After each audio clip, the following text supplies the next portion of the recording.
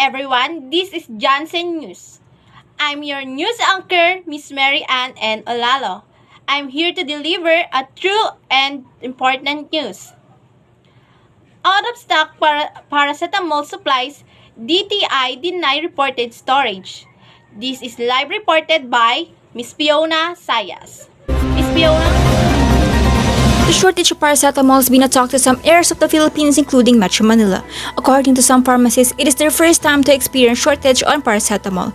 Consumers visited every pharmacy nearby. According to them, medicines are highly needed to their households due to the sudden increase of fever of their family members. Lahat po ubos na. Available na lang sir mga generic.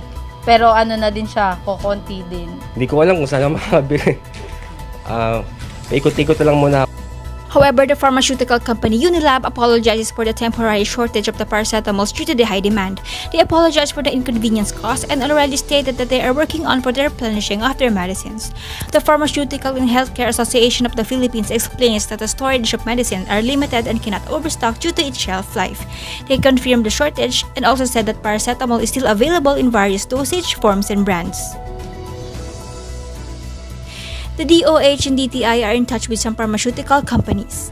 Yung paracetamol, tayo po ay closely coordinating with DTI and FDA and also the manufacturers para po ma-stabilize po natin itong nangyayaring kakulangan sa ngayon sa ating merkado. However, the DOH and DTI deny the shortage. According to DTI, it is due to the timing of delivery for the replenishment of stocks in some drugstores. They also highly encourage the pharmacies to limit the selling of paracetamols per customer to avoid hoarding and panic buying. This is Fiona Sayas, LCC News TV. Thank you, Miss Fiona. For IATF, lowers alert level in Metro Manila. This is live reported by Miss Melissa Vasquez. Metro Manila and 7 other provinces will be under Alert Level 2 starting from February 1, Malacanang said on Sunday, citing the decision of the Interagency Task Force for the Management of Emerging Infectious Disease. The Philippine government places Metro Manila back to Alert Level 2 from 1 to 15 as the COVID-19 cases in the capital regions decline. Aside from the Metro Manila, 7 other areas will be placed under Alert Level 2 in the same period. These are Batanes, Bulacan, Cavite, Rizal, Villayan, Southern Leyte, and Basilan. With Metro Manila reverting Alert Level 2, the Transformation Department suspends its controversial no vax, no ride policy in public transportation. Meantime, the following areas will be Alert Level 3 still February 1 to 15. These are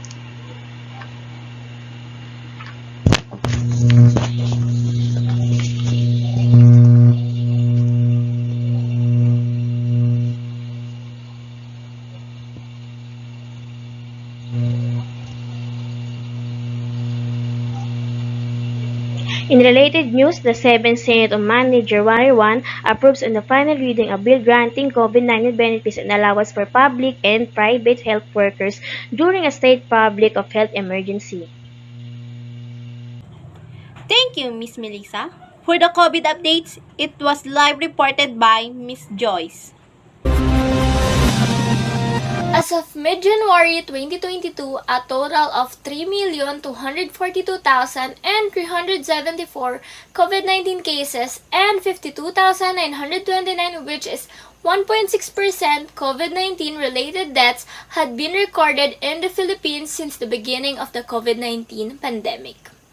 Since the peak of COVID-19 cases in early September 2021 throughout the Philippines, the daily number of reported COVID-19 cases has been decreasing steadily until December 25, 2021. when sudden and sharp increase of cases stated in week 2, which is January 10 to January 15, a total of 203,461 cases were recorded. A 781% increase in cases compared to week 1, which is the January 3 to January 9, when 114,206 cases were recorded. In week 2, the highest number of cases were recorded in NCR, which is 105,031 cases. While in Region 4A, 46,006 cases, and lastly, Region 3, which is 21,163 cases. In week 2, the incidence or the number of newly recorded COVID-19 cases per 100,000 population was 185. And now, let's talk about the vaccination update. As of January 15, 2022, 65% of the target population, which is 12 years and older, were fully vaccinated. Among healthcare workers who are at increased risk of exposure to COVID-19, the coverage is high, which is 92%, with 32% already received a booster dose. Currently, there is particular focus to increase coverage of vulnerable populations, which is the elderly populations, which is A2 priority group. Next is person with comorbidities or the A3, and poor population, which is the A5. Their respective vaccination coverage in Philippines is 64.3%, 92.9%, and 58.6%. However, it is important to note that there is variation in vaccination coverage between regions. For example, coverage of the A2 population is below 50% in Region 7 and BARMM. Vaccination coverage of the A5 group is below 50% in 10 regions. Thank you, Miss Joyce. Massive floods and typhoons in South Asia drives home the need to adapt to climate change. This is live reported by Miss Melissa Vasquez. From Bangkok, Kevin McLeod Lozano, like nearly everybody else, didn't see it coming. Of course knew it, a typhoon was barreling towards his community in southern Leyte. Powerful storms regular visitors to this part of the world. The region has been hit by the year-end extreme weather events, but developing adapting policy is still at an early stage. Thank you, Miss Melissa. And meanwhile, athletes from the Russia Battalion Speed Skating Women High Ski and Show the Track Speed Skating teams will take a flight from Moscow to Beijing for the Winter Olympics starting next week, and due to the needs to epidemic prevention and control, athletes are required not to have close contact with the media and crowd nor or to accept interview. This is live reported by Miss Esicluseta.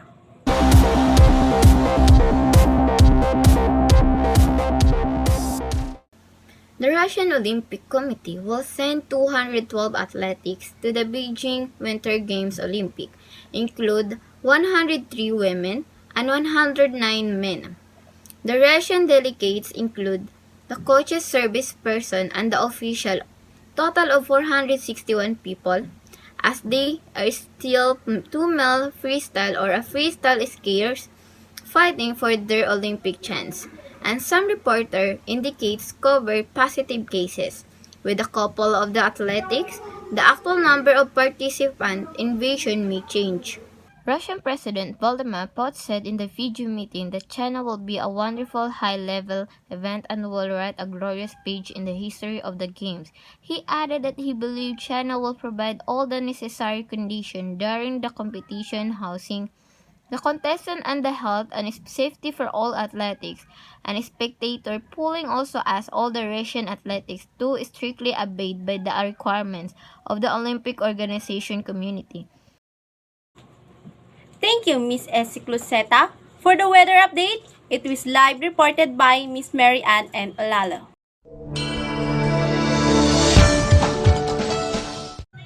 So, for the weather update, we feel the effect of hanging amihan again today until that weekend. So, we are still in northeast monsoon season.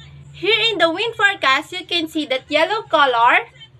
That is the strong wind. So, it's impossible not only to experience it on weekend. And you can see, not only Luzon, but also in the Visayas. But the strength of Amihan seems to be only temporary monsoon unlike the previous month. So, in the rain forecast of Metro Weather, if it's rain today, if you see, it's Saturday. So, if it's rain today, here in the Visayas and Mindanao, you will see that in the morning, there is almost no rain. But here in Palawan and Sulu Archipelago, there will be rain tomorrow morning. Here in Luzon, there is not much rain, but those thunderstorms will continue in the Visayas and Mindanao when the afternoon arrives. But only in some parts, even here in Mindanao, Cagayan Valley, and Cordillera, there is rain in the afternoon. But most part of Luzon do not have rain. So, my name is Marian Anolala, and that's for the weather update. Thank you. Thank you, Miss Mary Ann. For the showbiz chica, Heart Evangelista makes head turn at the Paris Culture Week 2022. It was live reported by Miss Joyce. Heart Evangelista is taking Paris Couture Week 2022 by storm. Over the past week, the Kapuso fashion icon has been busy attending fashion shows of luxury brands such as Schiaparelli to Chanel and Dior, among many others. It is Heart's first time to travel solo, so she has been documenting the experience on her Instagram account. Of course, her posts also showcase all of her OOTDs in the city of love. Now, let's take a quick tour on her OOTDs. First is the Chanel. On Monday, Heart attended Schiaparelli's fashion show wearing a print-on-print OOTD.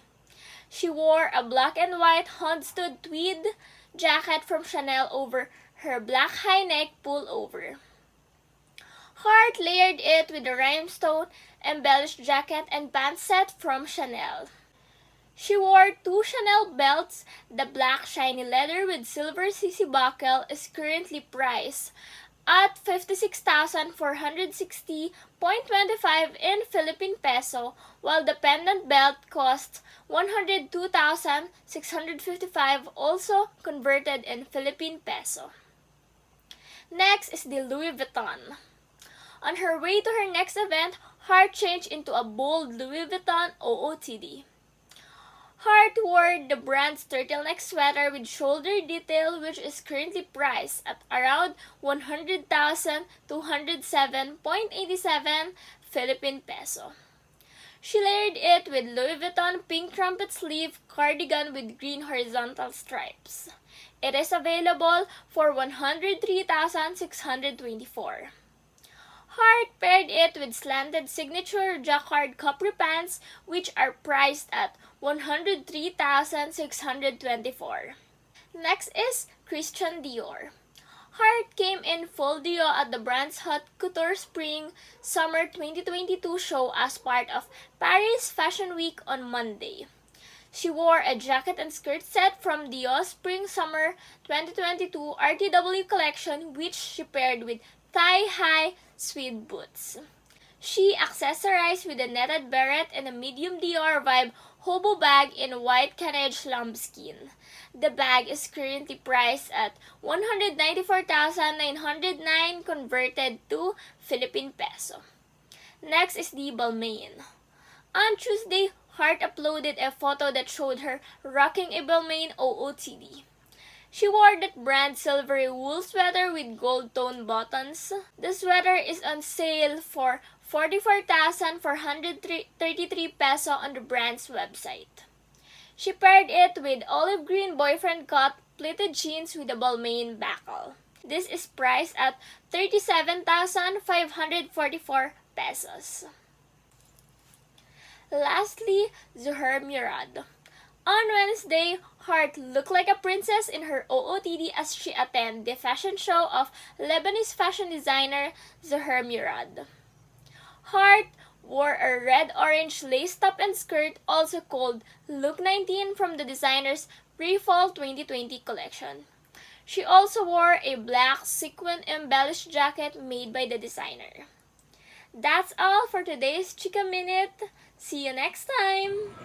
Thank you, Miss Joyce, and I'm your news anchor, Miss Mary Ann and Olalo, delivered a true and important news, and this is JANSSEN News.